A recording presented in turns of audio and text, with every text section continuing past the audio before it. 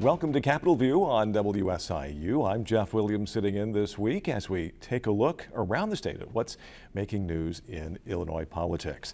To help guide our discussion this week are John Jackson, visiting professor with the Paul Simon Public Policy Institute, and Kent Redfield, emeritus political science professor at the University of Illinois, Springfield. Gentlemen, welcome back. I want to start this week, as we have more than once on this program, with former Illinois House Speaker Michael Madigan. He was sentenced Friday to 7.5 years on federal bribery charges and fined $2.5 million. John, this is the latest chapter for Speaker Madigan, the longest serving legislative leader of any state. He was a power broker in Illinois politics for nearly 40 years. You've witnessed and studied Madigan's reign. What does the next chapter to be written look like for the former speaker? Well, Jeff, I want to try to set some historical and political science context for just a bit. I taught political parties, state and local government, American government, occasionally urban government for many years at SIU. And in that teaching, I always talked about the fact that for well over a century, really going back to Andrew Jackson, we had what you might call pragmatic political parties.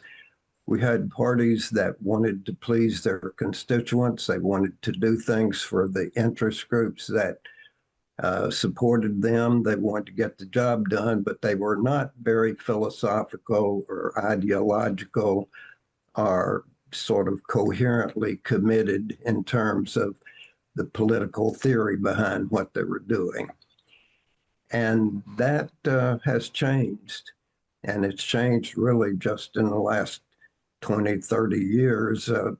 Came along slowly, but then rapidly. The progressive movement demanded reform.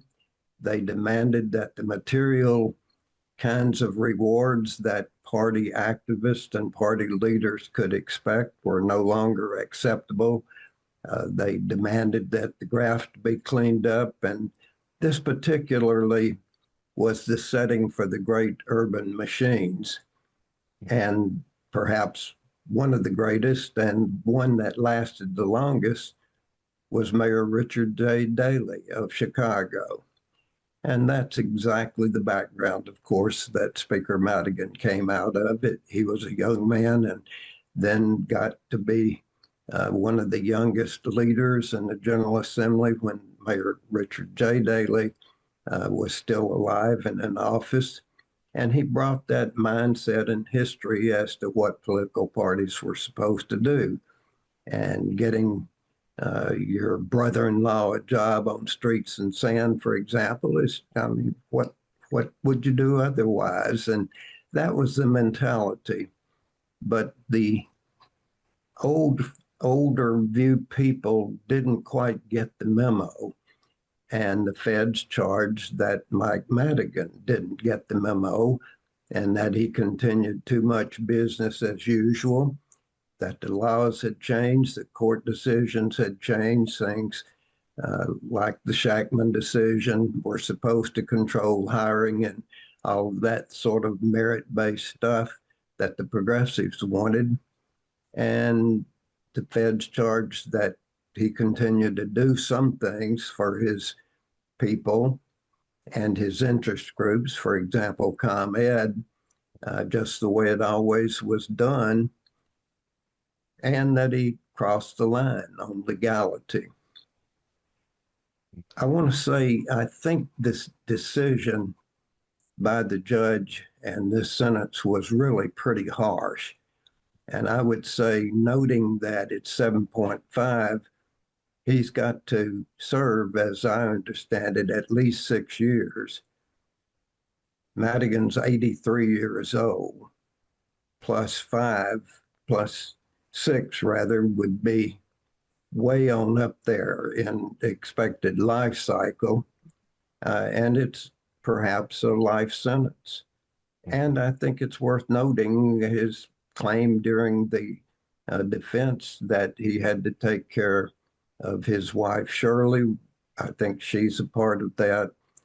So I think you can make a case that this is a very hard come down by the judge on the former speaker. We can argue about whether or not it'll be enough of a warning to those who haven't gotten the memo yet. There's certainly been enough people at the ward and precinct level, and all kinds of folks have gone off to jail since things have changed. So that's the other interesting question. Kent is a foregone expert for all these years in studying what is graft and what can you do on campaign finance. So I'll be quiet and let Kent talk some on this now. Well, I think there's no question that the speaker was pretty remarkable in terms of his ability to take the office of the speaker and the legislature in general post the Constitutional Convention and really reimagine what the role of the legislative leader was. The leaders over time, with Madigan leading, kind of being the example, legislative leaders became the political parties, and they still are to a large extent within Springfield. So you don't have a Democratic Party. You've got these days a Chris Welch and a Don Harmon party. There's Speaker of the House, President of the Senate, and so part of his genius, it was also necessity. He was never going to be mayor of Chicago, was to figure out how to gather power within the office of the speaker. And that residual is going to be there. This is a very top-heavy legislature. The committees are not particularly strong. The legislative staffing, the resources are controlled by the leaders rather than the individual members. And the members do not have a lot of resources, even out in the district. Whereas the legislative leaders, again, the model being Mike Madigan, gather up all of the money at the top, and through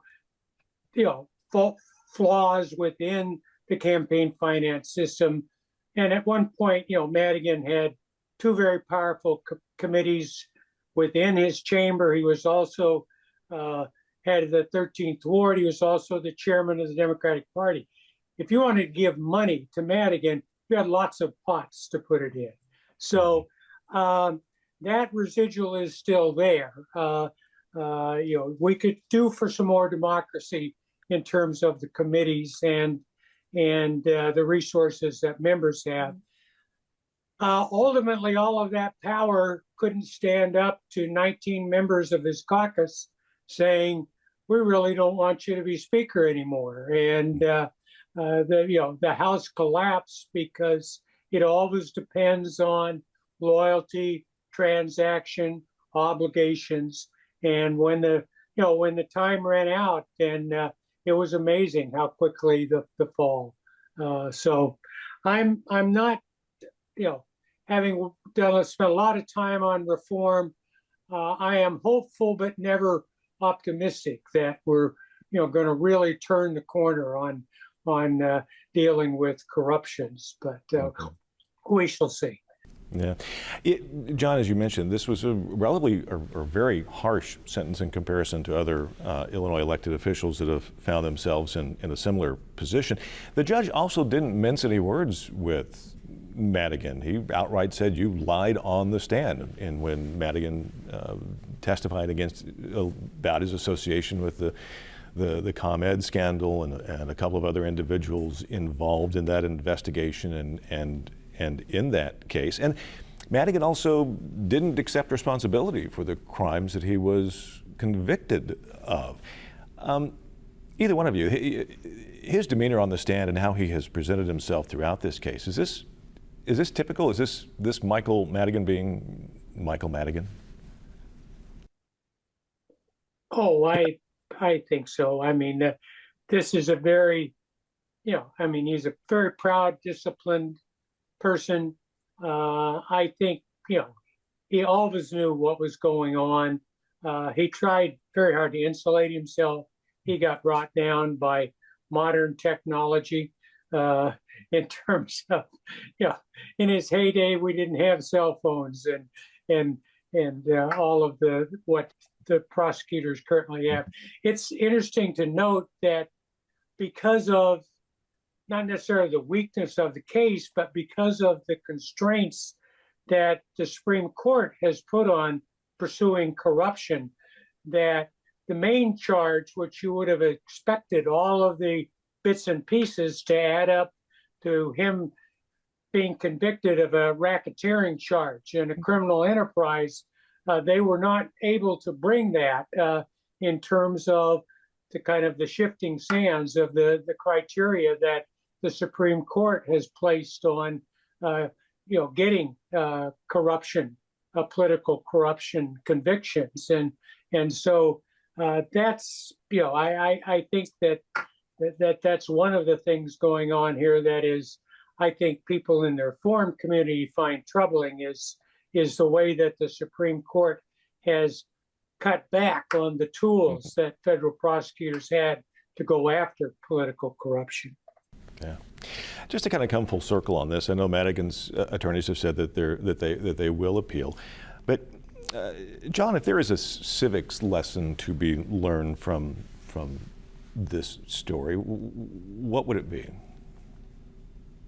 Well, I think the rules of the game are under attack everywhere you look these days, particularly at the federal level, but certainly Illinois has that problem. We've got to have an understanding that you can't personally enrich yourself by doing politics, and that, I think, is the number one thing that needs to be carried away. I think drawing some lines that define what the quid pro quo rules are still a necessary kinds of problem that state and federal law needs to be clarified on. It is politics to take care of your friends and to help your interest groups. You can say, I've always been with you. I'll be with you on right to life or abortion or whatever the other major things that you're discussing at the time. And that's fair game, but up to a point. And we've still got to, number one, clarify that, and number two, pound them into the heads of those who get elected and expect them to follow them. And I think what's going on at the national level is exhibit number one of how you can still enrich yourself under the rules that exist at the federal level. Apparently, there are no rules in the case of the presidency, for example. Mm-hmm. We're now a couple of weeks out from the end of the spring session. The governor, in fact, as we tape this, just signed the FY26 $55 billion state budget this week. We've talked a lot about what was in the budget and other legislation that made it through the session. I'd like to spend a little bit of time this week taking a look at maybe some of the more significant items that didn't make it through, or at least not entirely. I think the first is Tier 2 retirement reform. That impacts pretty much any state employee, I think, especially anyone hired after 2012. Kent, in your opinion, what are lawmakers going to have to do with this issue? There's a simple fix, and then there's a much more complex fix. I mean, to comply with safe harbor, which is essentially your state system has to at least mirror the Social Security if you're going to opt out of Social Security. It would be a disaster if the state were to fall into a situation where, in addition to all those pension obligations that we have with people that are current employees and in the system, we would have to start administering Social Security on top of that with employee and employer contributions. So, you have to address that. The broader picture is Tier 2, the benefits are much lower than Tier 1. You've got situations where you got people doing basically the same job, have significantly different pension futures, and it's causing problems with retention and recruitment. If you don't constitutionally fix the limits on the pension guarantee in the state constitution, you're going to have to spend a lot more money to recruit people and pay people. And we don't have a lot of money. Anytime you get new benefits, you want to make Tier 2 a little more friendly, you're building in obligations that are forever, at least with the current position of the state Supreme Court. And so it is a really difficult issue that if we had money, we would have demands to spend it in lots of different places rather than fixing up pensions. And we don't have any money. So this is going to be, one more thing that I think will probably take care of our vulnerability. And then, like everything else, short term, it waits for whatever the federal government does in terms of cuts in things like that will affect Medicaid, which could be a tremendous hit. And the state has a very bad revenue structure. The same things that we were talking about when I got here in 1975 with structural deficits are still there. And so we've got talk about, well, we need to expand the sales tax or, and it's such a terrible budget situation that I don't suspect that we're really going to do anything but the necessary Band-Aid on pensions. Yeah. Another one I wanted to touch on, Northeast Transit funding. That one has been in the news especially. I think Chicago area public transit authorities are preparing for what they called, I think one headline called a doomsday budget. They didn't work out a funding plan for that in the session. Is this something you anticipate is going to either be potentially be a summer special session or something in the fall? And I mean, it seems like a fairly dire situation for the Chicago area Metro Transit authorities. Sure, it is. You've got a fiscal deficit, which is going to end up with massive service cuts unless you address it. But the fiscal deficit, as difficult as that is, where we're going to find more money, is coupled with real problems in terms of the structure. And so the basic structure, a Chicago authority, a Cook County authority, a Collier County authority headed up by the RTA, people were very skeptical of that when it was put in place in the early 70s. There's no reason to be optimistic that that structure is going to do anything. And so, to fix problems, so you have to get three different, silos, if you will, along with a coordinating structure. You've got to get all of that working in a way that you can, where you're focusing on, how do we get buses and trains and the whole system to work in a coordinated manner, with a lot of resistance from not only entrenched politicians, but trade unions that are associated, different trade unions associated with different parts of this puzzle. So we're going to be back. We've got to fix it. The engine of economic engine of the state is northeastern Illinois. A transportation crisis there, where you can't get into the city or out of the city to go to your job, would have to be a huge hit to the state's economy. So we will be back. It's just a question of how soon and how big a crisis that we're going to be dealing with, that the feds are going to hand us on top of that. Yeah. One more I wanted to talk on, and we're We're really covering ground here today. We've got about 6 minutes or so left. I wanted to make sure to get this one in too, because it's something's been talked about over the last 2-3 years, and that's higher education funding reform.